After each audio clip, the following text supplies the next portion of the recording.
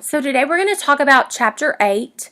We're going to talk about verbal style and communication. So why is verbal style important? You think about it, we often think a lot about our delivery, but choosing the right words is very important.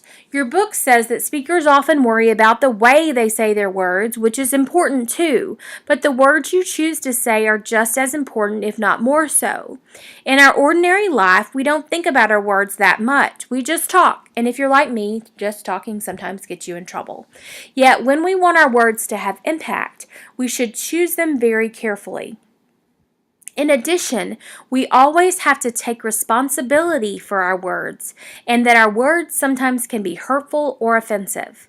In a public speaking situation, when we expect people to remember our words and take them seriously, we will have to spend more time thinking about them and choosing them wisely. So today we're going to talk about what is style and why does it matter. We'll talk about the characteristics of effective style. We'll talk about verbal style, figures, and tropes, matching the style to the topic and the occasion. So, what is style and why does it matter? Well, style is the art of choosing words. So, when you choose the way that you're going to word your speech, and in essence, you're creating the style of your presentation. You're choosing how you want to style your speech. So, you want to choose the right words so that you create the desired result in the end for your presentation.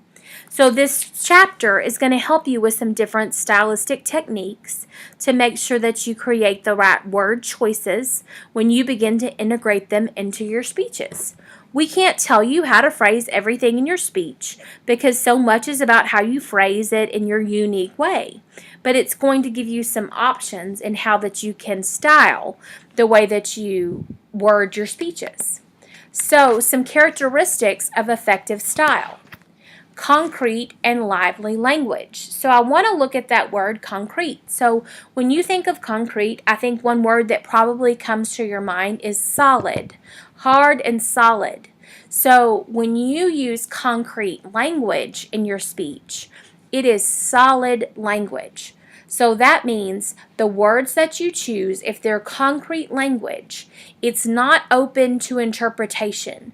You're using solid words that's very easy for your audience to understand, and they're not going to listen and think, I'm not sure what they mean by that. I'm not sure what they're trying to say, because you have chosen very clear words that your audience knows exactly the message that you're trying to deliver. You don't choose ambiguous language. You don't make your message very vague and unclear where your audience is trying to interpret what you mean. If it's a persuasive speech, you're very upfront and honest about your opinion and what your thoughts are and why you're trying to persuade on what you're trying to persuade about. That you're very concrete. Now, lively language is trying to create some imagery, some excitement, some vividness, some descriptiveness into your presentation to reel the audience in and create some interest in what you're trying to explain to your audience. It's also kind of trying to make sure that they completely understand what you're trying to tell them about. It's painting a picture with your words for your audience. So when you use vivid imagery, you're making things clear. You're not muddling down things to the point that they don't understand it. It's still simple where they understand things, but you're using words in a way that it's making it so perfectly clear that they can see it with their eyes because you have painted pictures with your words. So your book gives an example of two different sentences, and it says about sports. These are about sports. And it says there's one sentence that says sports are very exciting with competitions. It's very exciting with competition as well as highs and lows. Okay, so that's simple and to the point. The next sentence about sports says this. It's full of adrenaline rushes, blood, sweat, tears, cheers, pain, pleasure, joy, and everything in between. Whether it's the roar of the crowd, the swish of the basket, the crack of the bat, or the sound of the buzzer. It's something that we're all familiar with, despite the heartbreaks and gut-wrenching defeats. We can never let go of one of the greatest things in the world, sports. So which of those two sentences reels you in? Sports is very exciting with competition, as well as highs and lows, or the one that really paints the picture of what competition is like in sports? I think it's the one that paints the picture, that reels you in with the colorful language. But it doesn't muddle it down so much where your audience doesn't know what you're talking about, but it perfectly paints a picture. So next we're going to talk about respectful language. So when you're speaking in front of the audience, like we talked about a second ago, you have a responsibility. You have a responsibility to make respectful choices with your language. You may make different choices with your language when you're in private conversations, but when you're giving a speech in front of an audience, you need to make respectful language with your choices. So there isn't a place for profanity when you're giving a presentation in front of the audience. There isn't a place for sexist language or racist language or insensitive language or politically incorrect language. And some of these things that I'm going to mention may not be something you've ever thought of. So for instance, if you were to address a police officer, some of you may say policeman or fireman in your speeches, but it would be the correct thing to say police officer or firefighter if you were going to give a speech that addressed that. So just think about the words that you choose and be sensitive in your speech. If you're not sure how to phrase things, always ask, and we can make sure that things are phrased appropriately. Next, we're going to talk about figures of speech and tropes. So figures of speech are ear-catching.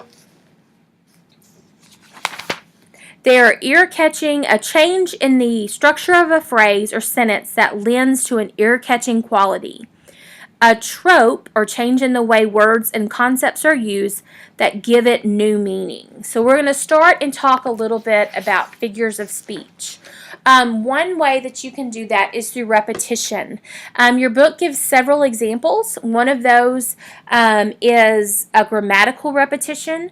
They give several examples. One is very simple.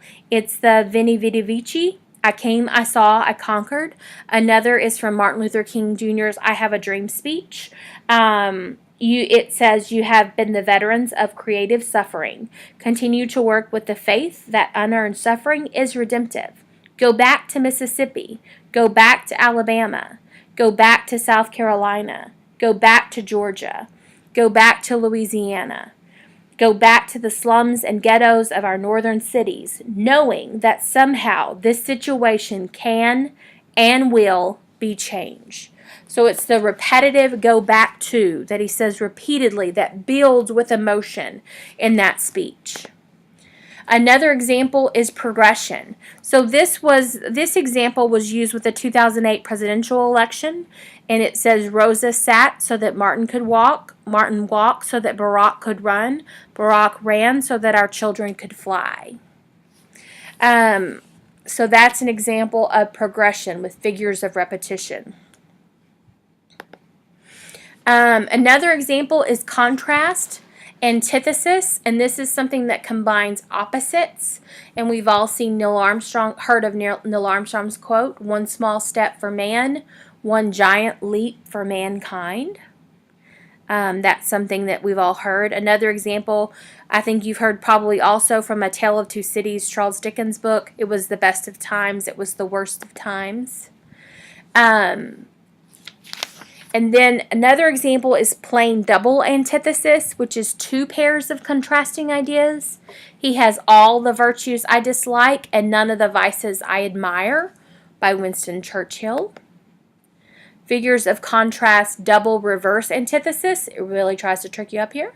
Reverses words to create double meaning. When the going gets tough, the tough gets going, by Joseph Kennedy.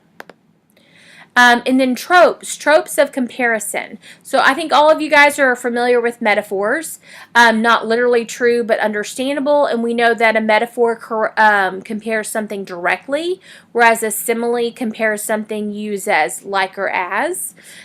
So an example of a metaphor would be if you saw a large football player on the field and you might say, oh, he's a monster.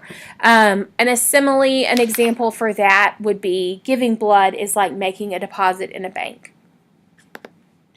So another example is metonymy, which is an expression that substitutes a part for the whole or a property of something for the thing itself. So an example for that would be in talking about giving blood again, that tiny pain can save a life. Every bare arm saves a life.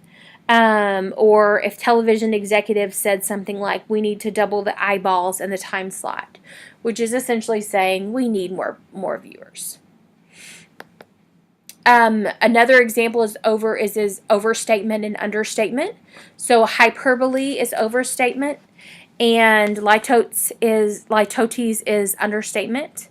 So hyperbole is something we say. I say this a lot. I have a million things to do today. Litotes would be something like the United States has just a small army, or giving blood takes just a second, or a drop of blood from you can do an ocean of good for someone else. Tropes of voice, personification. I think all of you have heard of personification before. We give human qualities to an abstract or inanimate object. So an example of personification is the cost of this school building speaks volumes about its importance to the community. So matching the style to the occasion. It's always important to think about what are you talking about? What's your topic? What is the speech occasion about? What's your speech purpose? And that's going to kind of guide what type of language that you use, what type of maybe figurative language that you incorporate into your speech. That's going to kind of guide what your style is for your presentation. It will be different for an informative than it will be a persuasive. And then it'll also be very different for like your narrative speech and your influences speeches. Use strongly figured language in your call to action, so you want to make sure that you have a very strong message when you're asking your audience to do something. So that would be, for example, in a persuasive speech. If you're wanting your audience to take an action, make sure you use strong language in that message to get the point across. So in summary, the words you choose matters. They're compelling and it inspires. Be very clear in the words that you choose. Be vivid. Be respectful. Use figures of speech to highlight your ideas. And the language choices affects how the audience responds to your message.